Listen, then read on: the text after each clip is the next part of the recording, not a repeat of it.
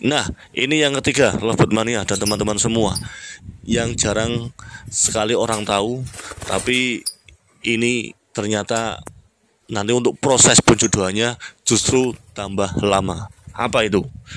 Tips yang ketiga yaitu bukan.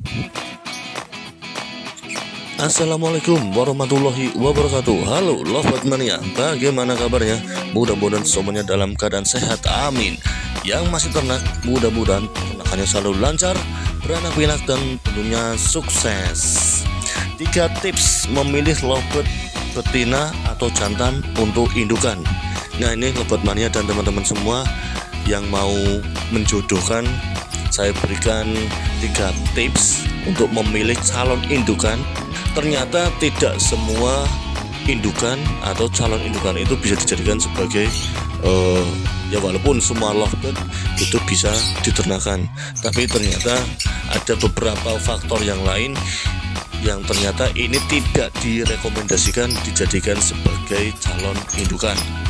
Nah, lovebird mania dan teman-teman semua, kita langsung saja sih, apa sih 3 tips memilih lovebird calon indukan yang menurut versi saya. Ini ada 3 tips. Tips yang pertama agar cepat, ini agar cepat ya, agar calon indukan itu tepat dan cepat berproduksi.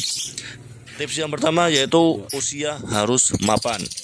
Nah, baik jantan maupun betina usianya harus mapan. Usia mapan itu usia yang berapa? Nah, usia yang mapan yaitu di usia kisaran 8 bulan ke atas. Jadi kalau sudah usia 8 bulan ke atas itu sudah pas, sudah tepat untuk dijodohkan. Apalagi kalau usianya di atas 1 tahun itu sudah matang sekali. Loh, kalau di bawah 8 bulan kenapa Om? Nah, agak susah untuk dijodohkan, agak membutuhkan waktu yang lebih, yang banyak agar bisa jodoh. Karena secara kematangan reproduksi itu di usia 8 bulan ke atas. Itu untuk tips yang pertama. Tips yang kedua menurut saya yaitu sehat secara fisik.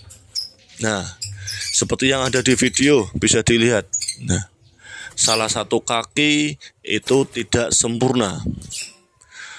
Itu akan sangat mempengaruhi saat proses perkawinan, baik itu jantan maupun yang betina. Kalau kita lihat video selanjutnya yaitu proses perkawinan seperti ini. Butuh fisik yang kuat, butuh kondisi kaki yang normal agar proses perkawinannya pun berjalan dengan baik dan kawinnya pun bisa menghasilkan isi telur yang baik. Nah, berarti di sini sehat fisik itu tidak sebatas sehat fisik secara bentuk tubuh, juga harus secara di dalam tubuhnya pun juga harus bagus, terutama secara sehat fisik. Itu untuk yang tips yang kedua. Nah, ini yang ketiga, lovebird mania dan teman-teman semua, yang jarang sekali orang tahu, tapi ini ternyata nanti untuk proses penjodohannya justru tambah lama. Apa itu? Tips yang ketiga yaitu bukan bekas gantangan. Nah, apalagi kalau semisal, nah ini lovebird mania dan teman-teman semua, sangat mempengaruhi sekali kalau untuk lovebird yang jenis atau yang bekas dari gantangan. Saya sedikit menggarisbawahi, ingat kalau lovebird yang digantang itu cenderung settingannya menjadi settingan yang fighter, pemberani, petarung. Tapi kalau lovebird yang dijadikan sebagai indukan itu settingan birahi, atau lebih cenderung kepada meningkatkan birahinya.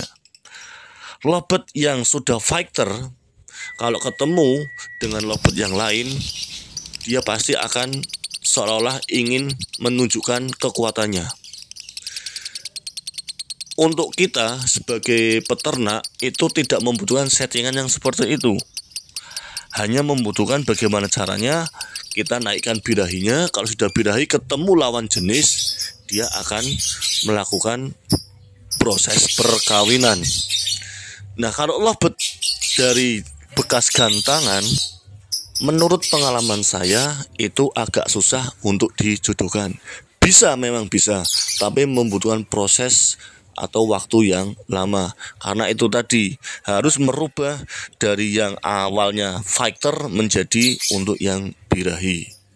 Ya itu Lovebird Mania dan teman-teman semua, 3 tips memilih calon indukan agar bisa proses perkawinannya menjadi cepat.